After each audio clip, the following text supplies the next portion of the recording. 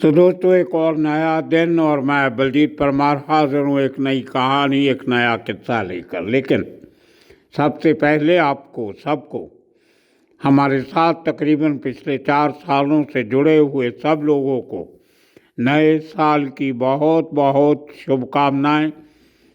आशा करते हैं और हमें यकीन भी है कि आप सबका आने वाला साल बहुत अच्छा गुजरेगा और ज़्यादातर इस बात पे मुनहसर करता है कि आप अपनी ज़िंदगी कैसे जीना चाहते हैं। अच्छी ज़िंदगी अच्छे असूलों के साथ, मेहनत के साथ, ईमानदारी के साथ, एक दूसरे का ख्याल रखते हुए बिताओगे तो साल अच्छा ही रहेगा। ऊपर नीचे ज़िंदगी में सबके होता रहता है, दुख सुख आते जाते रहते हैं, फाइनेंशियल घाटा नफ़ा मुनाफा होता रहता है। लेकिन किसी बात से घबराने की ज़रूरत नहीं होनी चाहिए। अपना काम दयानतदारी से करते रहो और अपने दिल को मजबूत रखो। अकीदा अपना, आपका जो एम है उस तक पहुंचने के लिए लड़ाई बरकरार रखो। हिम्मत से, हिम्मत नहीं हारना चाहिए। जो आदमी हिम्मत हार जाता है वो ज़िंदगी से हार जाता है। तो ये आज नए साल पे मेरा आप सबको ये एक ईमानदार संदेश है। अपने आप पे भरोसा रखो, अपने देश पे भरोसा रखो, अपनी कौम पे भरोसा रखो और अपने काम पे भरोसा रखो। आपको आगे आपका काम लेके जाएगा, ना कोई रिश्तेदार काम आएगा, ना यार दोस्त काम आएंगे। ये आपकी ज़िंदगी आपकी होती है। थोड़े समय के लिए कुछ लोग साथ मिलते हैं, कुछ बिछड़ जाते हैं, लेकिन काम अल्टीमेटली आपको करना है और उसको जारी रखिए। अब बात करते हैं उस कहानी की जो मैं आपको सुनाने जा रहा हूँ। और दोस्तों, ये कहानी है उस शख्स की जिसने ज़िंदगी में हार मान ली। हार भी किसी नीवापन से नहीं हारी, किसी गिल्टी कॉन्शियस से नहीं हारी, बल्कि चतुरता से हार मानी। और उस हार को मानने के बाद वो आदमी एक साजिश करता है, घड़ता है कि उस मुश्किल से निकलने के लिए एक नई स्कीम बनाता है, साजिश बनाता है, जो बिल्कुल गलत बात है। मैं नए साल पे पहली कहानी इसलिए आपको सुना रहा हूँ कि ऐसी बातों से बचना चाहिए। ये एक एग्जाम्पल है, एक उदाहरण है।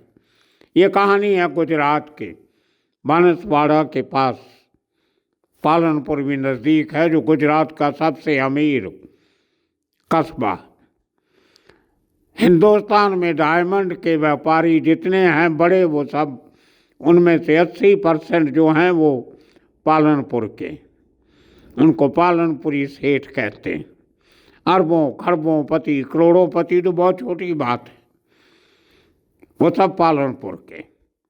और वहीं की फैमिलीज पूरी दुनिया भर में हिंदुस्तान के नाम पे जो डायमंड का ट्रेड चलता है वो सब पालनपुर के खानदान चलाते हैं। खैर, उसी के पास एक छोटा सा कस्बा है जिसका नाम है वडगाम। वडगाम का रहने वाला ये कारोबारी एक होटल खोलने की तमन्ना रखता। बैंक से लोन लेता है, दोस्तों यारों से रिश्तेदारों से लोन लेके एक आलीशान होटल बनाता। लेकिन कुछ हालात ऐसे बनते हैं कि होटल चलता नहीं, या पूरा नहीं होता, या इसको तजुर्बा नहीं था, कहीं ना कहीं मार खा गया और ऊपर कर्जा चढ़ गया करोड़ों रुपए का। अब जिन लोगों ने पैसा दिया था, बैंकों ने, जो इंडिविजुअल्स ने, वो तो अपना पैसा मांगेंगे ही। लेकिन इस आदमी ने कोई, इसके पास कुछ पैसा बचा नहीं था जहाँ से ये आगे अपनी ज़िंदगी नए सिरे से शुरू करता। तो इसने तिकड़मबाजी लड़ाना शुरू किया कि गलत तरीके से पैसा कमा के कुछ कर्जा उतारा जाए और कुछ नया काम शुरू किया जाए। और वो स्कीम बहुत खतरनाक लड़ाई है इस आदमी ने। अब किया क्या आपको वो बताते हैं। आज से कुछ 4 महीने पहले इस आदमी ने ये तिलकम लगानी शुरू की कि पैसा कहाँ से कमाया जाए। अच्छी गाड़ी थी, बढ़िया गाड़ी, अच्छी ज़िंदगी चल रही थी, लेकिन वो आदमी घबरा गया ज़िंदगी में, कर्जे से घबरा गया। उसने अपने जो खास नातेदार थे, अपने भाई, अपने ब्रदर इन लॉ, साला जीजा, क्लोज फैमिली रिलेटिव, उनमें से 3 लोगों को अपने साथ मिलाया और एक बहुत बड़ी चाल चली। चाल ये थी कि इस आदमी की बड़ी गाड़ी थी और इसका एक एक्सीडेंट क्लेम था जो 1 करोड़ रुपए का था। कुछ एक हेल्थ का कोई इंश्योरेंस करवाई थी, लाइफ इंश्योरेंस वगैरह 1 करोड़ की, और कुछ हेल्थ वगैरह की इंश्योरेंस 26 लाख की। तो इसको लगा कि अगर मैं मर जाऊं या मेरे मृत घोषित कर दिया जाए तो मेरे परिवार को 1 करोड़ 26 लाख रुपया उनके हाथ में आ जाएगा। दोस्तों, स्कीम बहुत अच्छी लड़ाई इसने। और इसको शायद ये भी लगा कि मैं जो काम करने जा रहा हूँ उसके पीछे कोई बड़ा क्राइम नहीं है, मैं किसी आदमी को जान से नहीं मार रहा हूँ, मैं किसी का कत्ल नहीं कर रहा हूँ, किसी का घर नहीं लूट रहा हूँ, कोई बैंक में डकैती नहीं डाल रहा हूँ। तो इसने ऐसी स्कीम लड़ाई जहाँ पे इसने एक मुर्दे का साथ लिया, डेड मैन, एक लाश, उसका साथ लिया। दोस्तों, बहुत साल पहले 77-78 में एक हिंदी की फिल्म आई थी जिसका नाम था मुर्दे की जान खतरे में है। एक सस्पेंस फिल्म थी, क्राइम फिल्म थी, ठीक ठाक चली हुई थी उस समय। बड़े नए लोगों को मौका दिया गया था क्योंकि मुर्दा बनने के लिए कोई बड़ा हीरो तो सामने आता नहीं, तो इसलिए नए लोगों को इस काम के लिए बुलाया गया। अच्छा काम किया। खैर, तो इस आदमी ने भी उस मुर्दे की जान खतरे में डाल दी। स्कीम ये बनाई गई कि अपने आप को मृत घोषित करने के लिए क्या किया जाए। ये सोचा गया कि एक कार का एक्सीडेंट दिखाया जाए जो इनके पास बड़ी महंगी गाड़ी थी, एक कार थी, तो उस कार को जला दिया जाए और उस कार की जो इंश्योरेंस है वो 25 लाख जो भी मिलेगी, और साथ में जो आदमी अंदर मरेगा उसकी एक्सीडेंटल डेथ के वजह से उसको इंश्योरेंस का कवर जो है 1 करोड़ का वो मिल जाएगा। ये मरना नहीं चाहता था लेकिन पैसा लेना चाहता था अपनी मौत सिद्ध करके। इस आदमी ने क्या किया कि एक मुर्दा ढूंढा जाए और उस मुर्दे को जलाया जाए। बड़ी शातिर चाल चली।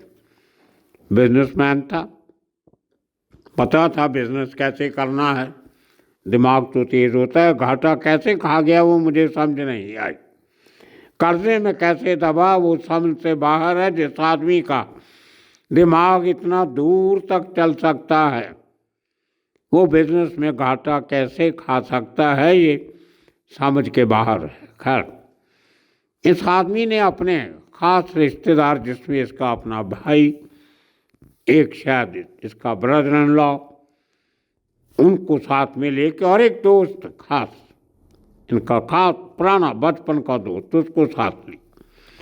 तो 4 जन ने स्कीम लड़ाई के ढूंढो एक मुर्दा, एक लाश कहाँ से मिल सकती है। तो इनके गांव का, वडगाम का एक आदमी 4 महीने पहले उसकी डेथ हुई थी। उसका नाम था रमेश सोलंकी। और दोस्तों, गुजरात में कुछ जाति प्रजातियां ऐसी हैं जो हिंदू होते हुए भी अपने मुर्दों को जलाते नहीं, दफनाते हैं। उसी एक वर्ग से वो आदमी था रमेश सोलंकी नाम का आदमी। उसको जो शमशान घाट थी वहाँ की, जहाँ पे हिंदू लोगों के अंतिम कर्म क्रियाकर्म किए जाते हैं, उसके पास ही एक बरियल ग्राउंड है जिसको हम लोग कब्रिस्तान कह देते हैं। तो वो हिंदू वो जो क्रेमेटोरियम है उसका ये हिस्सा, वहाँ पे उसको दफनाया गया था। तो इन लोगों ने तिकड़म लड़ाई के उस मुर्दे को कब्र से निकाला जाए और उसका फायदा उठाया जाए।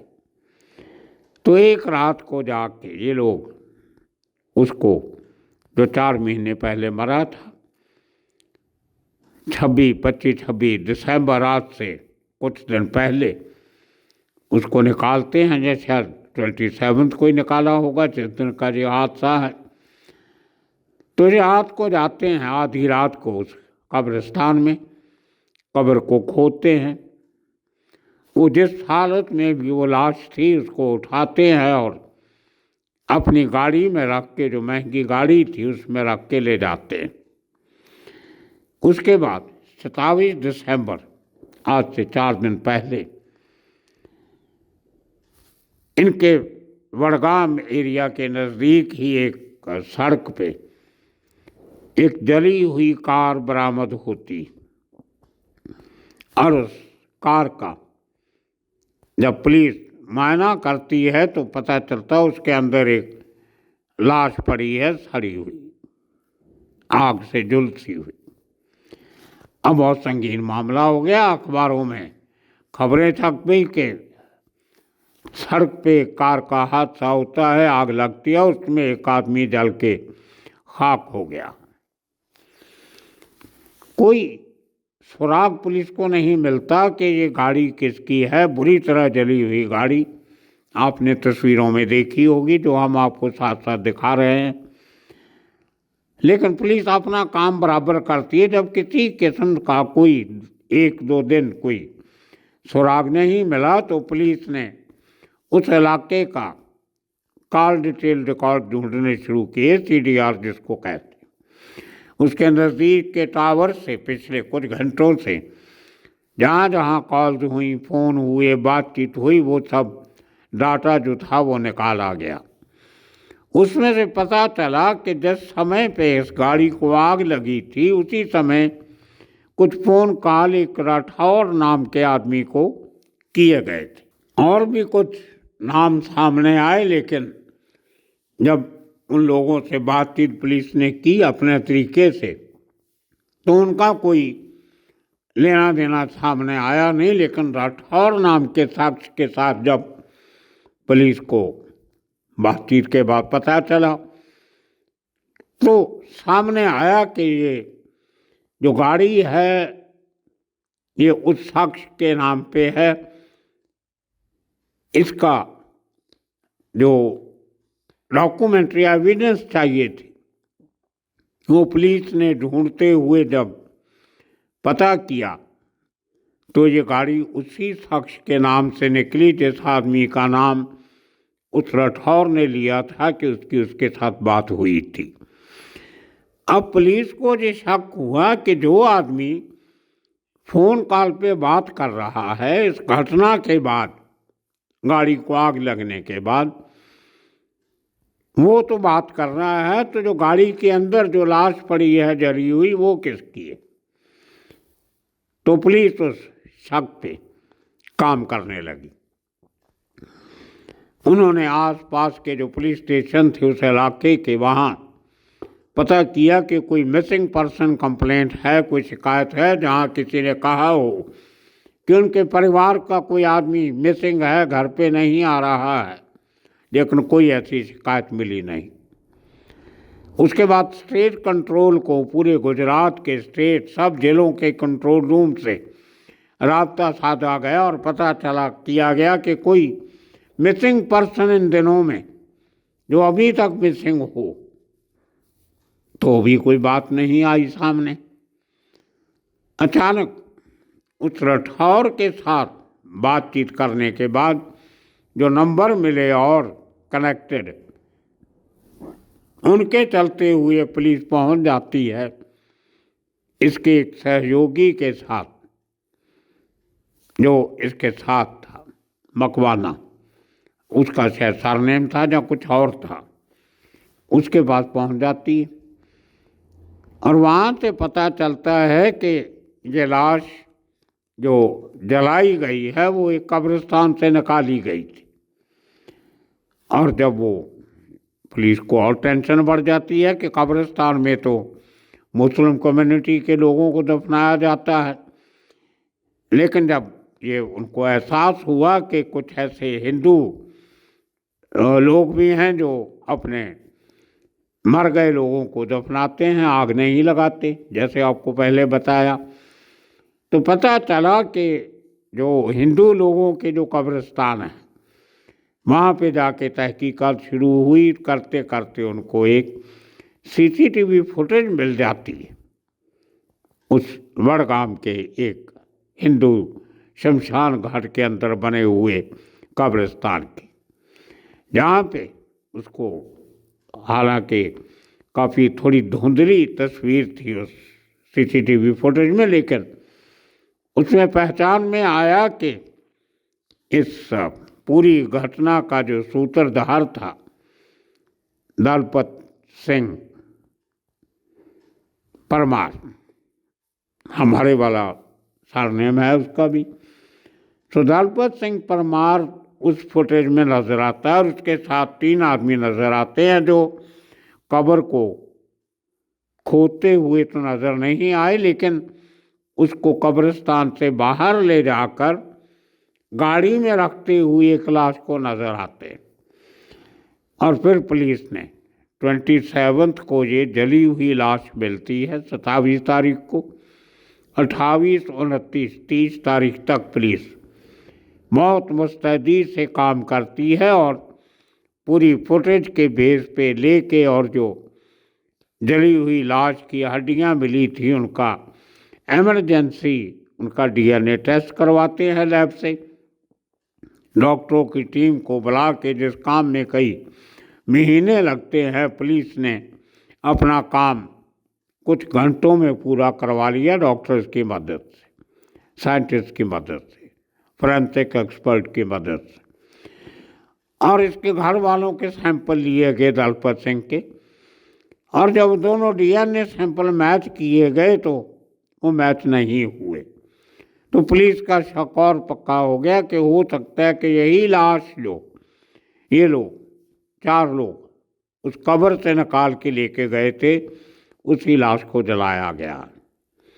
एक मुर्दे को जलाया गया दलपत सिंह परमार बताने के लिए। तो फोरेंसिक रिपोर्ट आ गई, कब्रिस्तान की सीसीटीवी फुटेज आ गई और एक आदमी पकड़ा भी गया। उसके बाद वो और पकड़े गए, लेकिन दलपत सिंह परमार जिसने ये पूरी साजिश रची वो अभी तक कानून के हाथ से बाहर। और इन सब की पूछताछ से पता चला कि ये इसलिए किया गया कि किसी का कत्ल, किसी का मर्डर इनके सर पे नहीं लगे, इसलिए एक लाश को निकाला गया और एक मरे हुए आदमी को दोबारा जलाया गया, जो शायद उसको पहले जलाया जाना चाहिए था। इस किस्म का ये लोगों ने बयान दिया कि हमने कोई गलत काम नहीं किया। अजीब थेरी है।